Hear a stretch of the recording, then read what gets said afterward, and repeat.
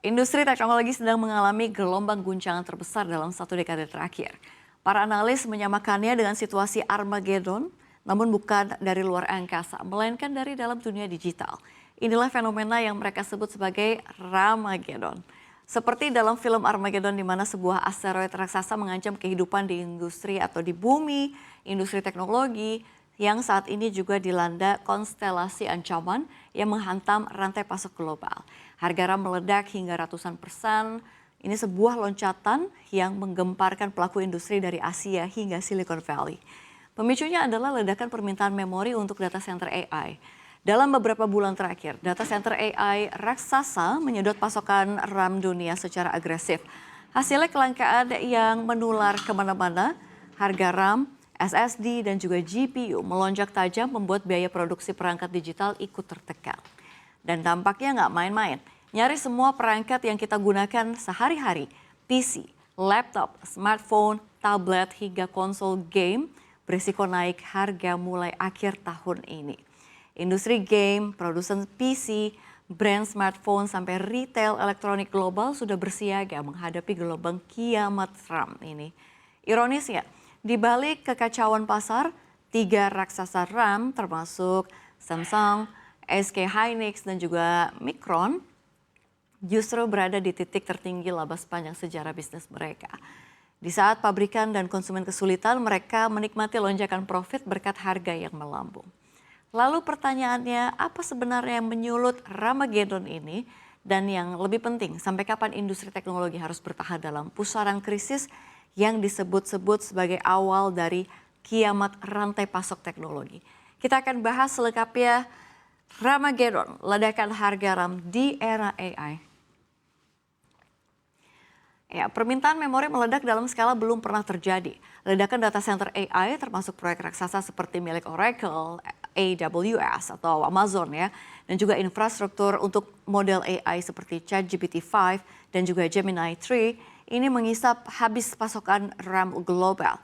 Rata-rata harga RAM konsumen melonjak lebih dari 240% di pasar global. Beberapa pabrikan PC melaporkan kenaikan biaya RAM dan juga SSD meliputi hingga 500%.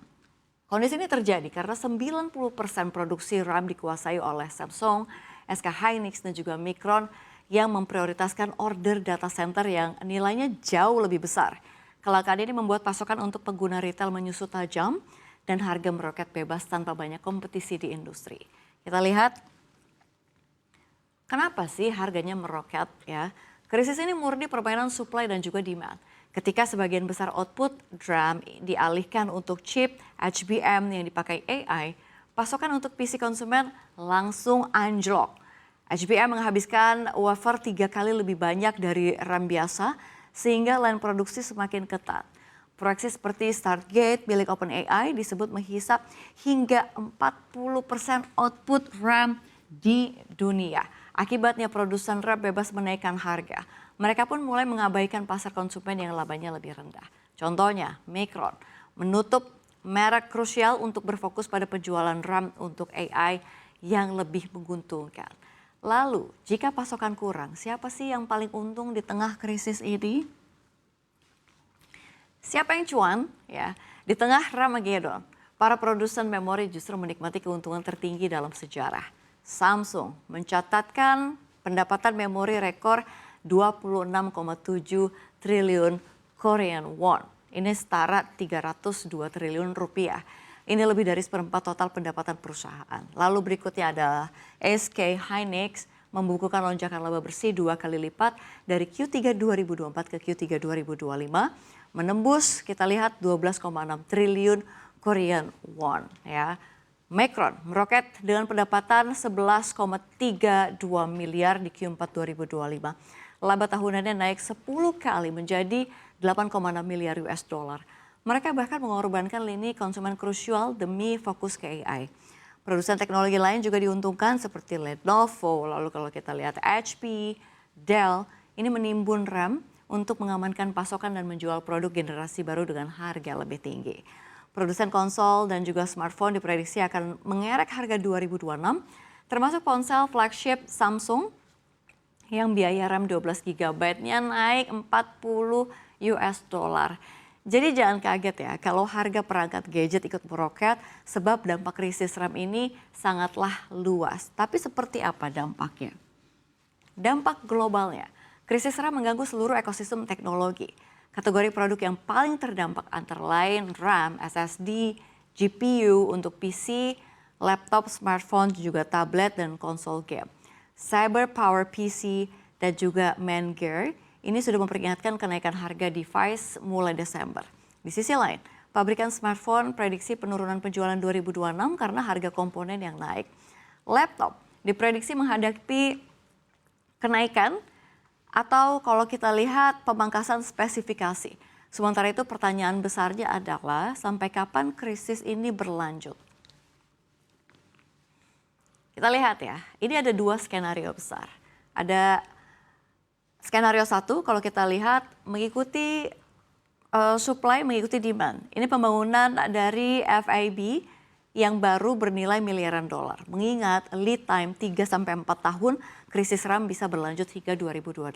Bahkan stok untuk konsumen diprediksi bisa habis total awal 2026. Lalu berikutnya ada skenario kedua, bubble AI pecah.